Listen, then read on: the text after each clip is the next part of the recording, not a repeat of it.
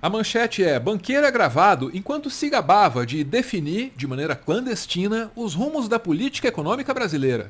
E o noticiário econômico não deu a mínima. E aí o Bill falou para mim, pô, André, que legal, pô, o banco tá indo tão bem, pô, que bom que você tá achando que o Brasil vai dar certo e tal.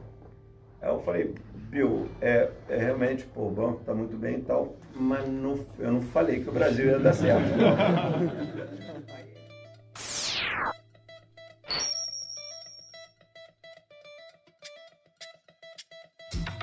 Talvez você não saiba quem é o André Esteves, ou talvez você já o tenha visto numa situação dessas aqui, ó, acompanhado aí por um agente da Polícia Federal ou algo que o valha. Esse cara é rico, esse cara é muito rico e ele também é o dono de uma vida jurídica bastante movimentada. É que o Esteves, esse é o tipo de figura que reforça as nossas convicções de que nenhuma fortuna é inocente, ao menos não no Brasil, especialmente não no Brasil. Muitas acusações já foram feitas contra esse cara e em cada uma dessas acusações aparece uma cifra, aparece uma grana assim difícil de conceber, hein? O que dizer daquela vez em que a Procuradoria-Geral da República achou um documento mostrando que ele tinha investido 45 milhões para comprar uma medida provisória do então deputado federal Eduardo Cunha. Uma medida provisória que beneficiava ele e outros banqueiros de maneira muito direta. A PGR cita um documento encontrado na casa de Diogo Ferreira que indica o suposto pagamento de 45 milhões de reais do BTG para Eduardo Cunha, presidente da Câmara dos Deputados. O pagamento teria sido feito em troca de uma emenda à medida provisória número 608. Pelo Twitter, Eduardo Cunha afirmou que a anotação é um verdadeiro absurdo e parece até armação com uma pessoa que ele não conhece e cita coisas inexistentes. O banco BTG Pactual negou qualquer pagamento para suposto benefício referente à MP 608. E hoje o banqueiro André Esteves renunciou ao cargo de conselheiro do Conselho de Administração da Bolsa de Valores de São Paulo. Ele já tinha renunciado também aos cargos de diretor-presidente e de presidente do Conselho de Administração do BTG Pactual. Pois é, quando ele foi preso, ele teve de se distanciar de muitas atividades que ele tinha lá, de muito poder. Mas ao que tudo indica, o André Esteves está de volta, com tudo. É inacreditável como ele prosperou depois da prisão, né, pela Lava Jato, determinada pelo Teori Zavascki. Ele saiu da prisão mais forte, mais poderoso, provavelmente porque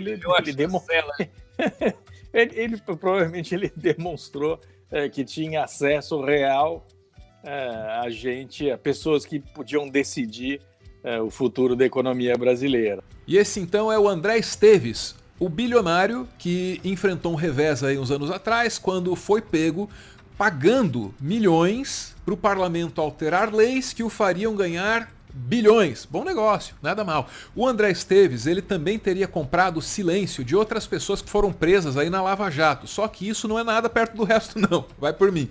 Esse cara hoje, ele é o 6º homem mais rico do Brasil. Fortuna avaliada em 4 bilhões e 700 milhões de dólares. Olha, sempre se soube que ele tinha um vínculo muito próximo com o ministro da Economia, o Paulo Guedes. Afinal de contas, esses dois caras fundaram juntos o banco BTG Pactual, que aliás é o banco que se beneficiaria daquela medida provisória lá que ele comprou. Mas enfim, né?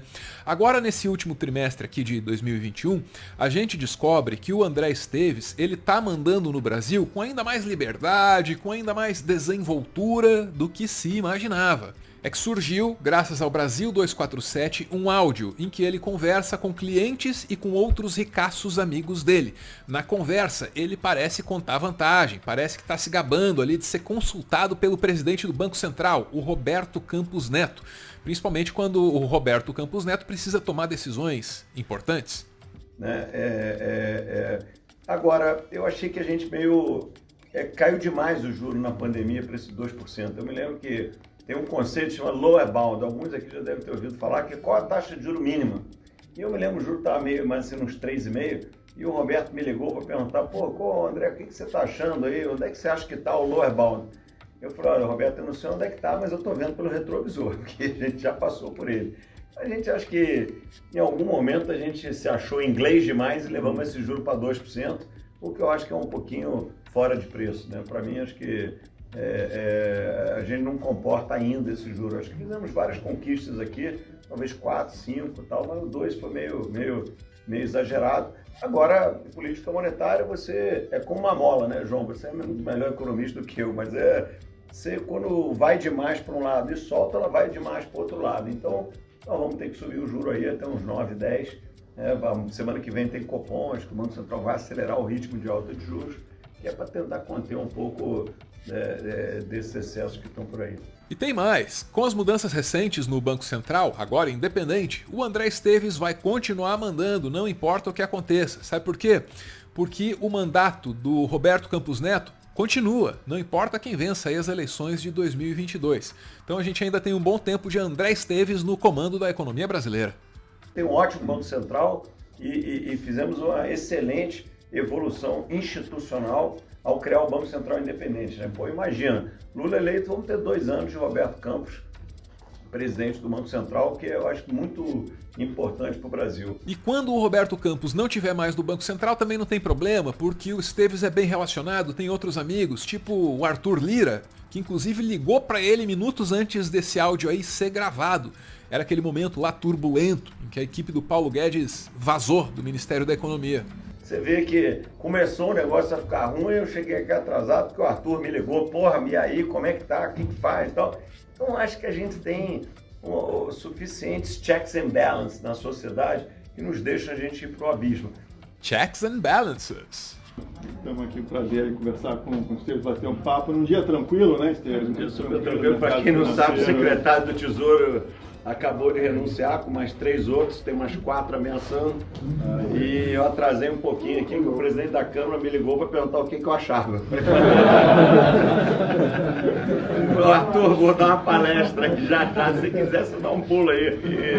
Enfim, mas não tá legal, né? Nada mal, né? Soa quase tão bem quanto os achievements necessários para alguém se dar bem no meritocrático regime chinês. Pois é, o cara meteu essa, hein? Como o escândalo já está dado, com a participação meio clandestina aí dele no comando da economia brasileira, como esse escândalo já está dado, vamos ver qual é o pensamento político da figura. Agora, eu sempre guardo uma humildade quando a gente fala da China, porque é tão diferente a cultura, né? A começar que o país é administrado não é por um ministério, composição, não sei o que, é um management committee, né? Meritocrático. O cara foi lá, diretor de estatal, chefe de província, chefe de não sei... O cara cresceu dentro da hierarquia baseado nos seus achievements e chegou lá e virou um dos 9 para sentar e ajudar a tocar o negócio, né? Muitos engenheiros de formação. Então, assim, eu tenho uma curiosa visão assim, sobre a China daqui a 50 anos, porque eu vejo muita inconsistência do ponto de vista econômico e financeiro. Por outro lado, uma capacidade de gestão única, né? E aquilo ali é meio uma meritocracia, meio uma democracia contida, né? Porque mal bem os caras votam lá, mas só que são 1.500 caras que votam, né? Não é? E só para lembrar, né? A democracia de massas é um experimento relativamente recente, né? Esse negócio todo mundo votar, cada cabeça um voto, que é muito bonito, mas tem 100 anos de história, né? A democracia grega não era assim, era como se fosse a China. Olha, nós aqui que somos os lúcidos, vamos votar porque aquele cara, coitado, a gente tem que ajudar ele, mas ele não sabe votar. Ele vai fazer merda, então vamos votar por ele, para ajudar ele a fazer o negócio. A concepção da democracia foi assim. Beleza, tudo isso sobre a China. E o Brasil, hein?